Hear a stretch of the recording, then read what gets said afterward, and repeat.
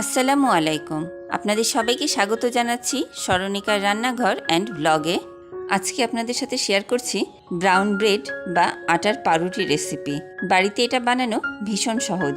বাড়িতে বানানো এই ব্রেড অনেক বেশি হেলদি আর টেস্টি হয়, আর সাথে এর মধ্যে কোনো প্রিজারভেটিভ থাকে না, তাই এটা কোনো ক্ষতিকারকও হয় না।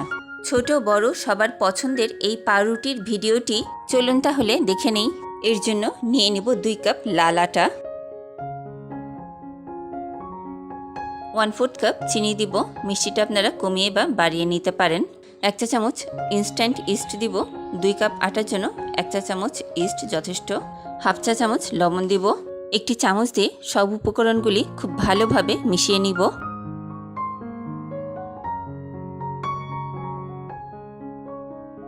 1 কাপ উষ্ণ গরম দুধ নিব। আপনারা চাইলে উষ্ণ গরম পানিও নিতে পারেন। এবারে অল্প অল্প করে দিব। আরেকটা আঠালো ডো তৈরি করব। এবারে হাত দিয়ে মেখে নিব। এই ডোটা রুটি পরোটার মতো পারফেক্ট ডো হবে না, এটা একটু আঠালো আঠালো হবে, এটা এর বৈশিষ্ট্য। এটা রুটি পরোটার মতো পারফেক্ট ডো করতে গেলে পাউটি ফুলকো হবে না। একসাথে পুরাটা দুধ ঢেলে না দিয়ে অল্প অল্প করে দিয়ে ডোটা মেখে নিব। একটু মথে নেওয়ার পরে দিয়ে দেবো 2 টেবিল চামচ তেল। প্রথমে 1 টেবিল চামচ তেল দিয়ে কিছুক্ষণ মথে নিব, তারপরে আরও 1 টেবিল চামচ তেল দিয়ে দিব। পাউরুটির ডোটা 12 থেকে 15 মিনিট ভালো করে মথে নিতে হবে।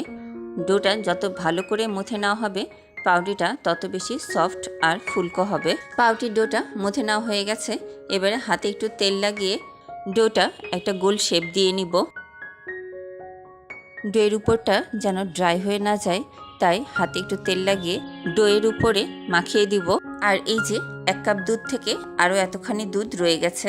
এবারে ঢাকনা দিয়ে ঢেকে রেস্টে রেখে দিব রান্নাঘরে কোনো একটা গরম স্থানে, ডোটা ফুলে ওঠা পর্যন্ত। আর ছিদ্রটা একটি টিস্যু দিয়ে বন্ধ করে দিব। একটি ফ্রাই প্যান বসিয়েছি, 1 চা চামচ ঘি দিয়ে দিব। ফ্রাই প্যানের হাতলটা ধরে একটু নাড়িয়ে দিব। ঘিয়ের মধ্যে 1/4 কাপ কিশমিশ দিয়ে দিব। কিশমিশগুলি ঘিয়ের মধ্যে নেড়ে চেড়ে ভেজে নিব। ঘিয়ে ভাজা কিশমিশগুলি ঘ্রাণটাও যেমন সুন্দর হয় আর এর রঙটাও খুব সুন্দর হয়। কিশমিশ ভাজা শেষ, এবারে উঠিয়ে নিব। আজকে এরকম একটি মোল্ডে পাউরুটিটা বসাবো, তাই এই ফাঁকে মোল্ডটাও রেডি করে ফেলি। মোল্ডের ভিতরে তেল ব্রাশ করে উপর দিয়ে বেকিং পেপার বা লেখালেখির কাগজ বিছিয়ে দিয়ে আবারও তেল ব্রাশ করে দিব। দিয়ে মোল্ডটা এক সাইডে রেখে দিব। 1 ঘন্টা পরে ঢাকনা তুলছি। এর মধ্যে পাউরুটির ডোটা ফুলে ডাবল হয়ে গেছে। হাতে একটু তেল মেখে নিয়েছি। এখন এর ভিতর থেকে বাতাস বের করে নিব। ডোটা একটা ছড়ানো পিঁড়ির উপরে তুলে নিব। পিঁড়ির উপরে কিছুটা আটা ছড়িয়ে দিব। তারপর ডোটা তুলে এভাবে 2 হাত দিয়ে টেনে টেনে আর কিছুক্ষণ মথে নিব।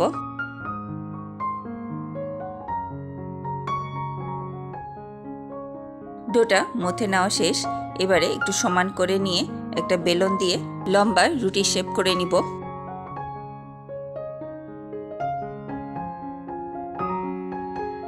রুটিটা মোল্ডে সমান হচ্ছে কিনা মাপ দিয়ে নিব। ডানে বায়ে আরেকটু বেলে নিব। এবারে ঘিয়ে ভেজে রাখা কিশমিশগুলি পুরাটাতে ছড়িয়ে দিব।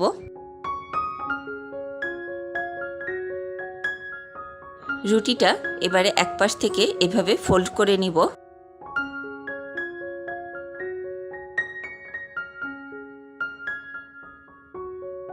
এই জয়েন্টটা এভাবে চেপে চেপে সিল করে দিব। 2 পাশ থেকে একটু চেপে চেপে মোল্ডে সমান করে দিব। এটা এই অবস্থাতেই মোল্ডে তুলে দেওয়া যাবে। আমি একটু দেখতে ভালো লাগার জন্য একটি ছুরি দিয়ে কেটে 8টা থেকে 9টা টুকরা করে দিব এভাবে।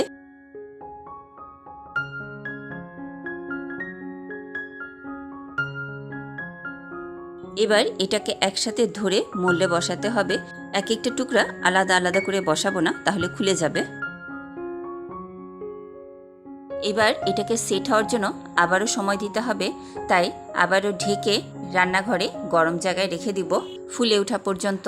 পাউরুটির ডোটা একটু সময় নিয়ে যত ভালো করে মথে নেওয়া যাবে, ডোটা তত তাড়াতাড়ি ভালো করে ফুলে উঠবে। একটি ডিমের কুসুমের সাথে অল্প করে তেল দিয়ে মিশিয়ে নিব। যেহেতু পাউরুটিটা চুলায় বেক করব, তাই সুন্দর একটা কালার আসার জন্য তেল মিশানো এই ডিমের কুসুমটা পাউরুটির উপরে ব্রাশ করে দিব। এই তো ব্রাশ করা হয়ে গেল। এবারে কিছুটা সাদা তিল উপর দিয়ে ছড়িয়ে দিব। চুলায় আগে থেকে একটি হাঁড়ি ও স্ট্যান্ড লো হিটে 5 থেকে 7 মিনিট প্রিহিট করে নিয়েছি। এবারে স্ট্যান্ডটা সাবধানে তুলে লেখালেখির 3টা কাগজ বিছিয়ে দিব। স্ট্যান্ডটা সাবধানে বসিয়ে দিব। স্ট্যান্ডের উপরে পাউরুটির মোল্ডটা সাবধানে বসিয়ে দিব। পাউরুটির উপরে সুন্দর কালার আসার জন্য 2টি ধাপ খুবই গুরুত্বপূর্ণ। 1, এভাবে নিচে কাগজ বিছিয়ে দিতে হবে, আর 2, ঢাকনা হিসেবে সিলভার, অ্যালুমিনিয়াম বা স্টিলের ঢাকনা ব্যবহার করতে হবে। এবারে ঢাকনা দিয়ে ঢেকে মিডিয়াম টু লো হিটে 30 মিনিট বেক করে নিব। 30 মিনিট পর ঢাকনা তুলছি। মাশাআল্লাহ, আলহামদুলিল্লাহ, আপনারা দেখতেই পাচ্ছেন পাউরুটিটা কতটা সুন্দর বেক হয়েছে এবং কালারটাও কতটা সুন্দর এসেছে। পাউরুটিটা গরম থাকতে থাকতে এর উপরে তেল ব্রাশ করে দিব, তাহলে ঠান্ডা হওয়ার পরও উপরেরটা নরম থাকবে।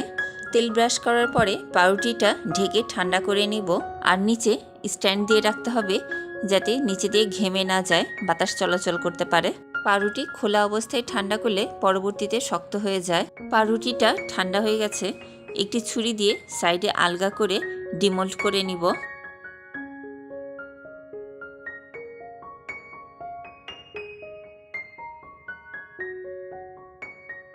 নিচের কাগজটা তুলে নিব। মাশাআল্লাহ, পাউরুটির নিচে কতটা সুন্দর কালার এসেছে। এই মজার কিশমিশে ভরপুর মিষ্টি পাউরুটিটা ছিঁড়ে দেখায়। ছুরি দিয়ে কাটা অংশগুলির ভাজে ভাজে হাত দিয়ে এভাবে টানলেই ছিঁড়ে আসবে। প্রতিটা ভাজে ভাজে এরকম কিশমিশ দেখতে যেমন সুন্দর লাগছে, খেতেও ততটাই মজা লাগবে। পাউরুটি কতটা নরম তুলতুলে আর জালিদার হয়েছে দেখাই যাচ্ছে।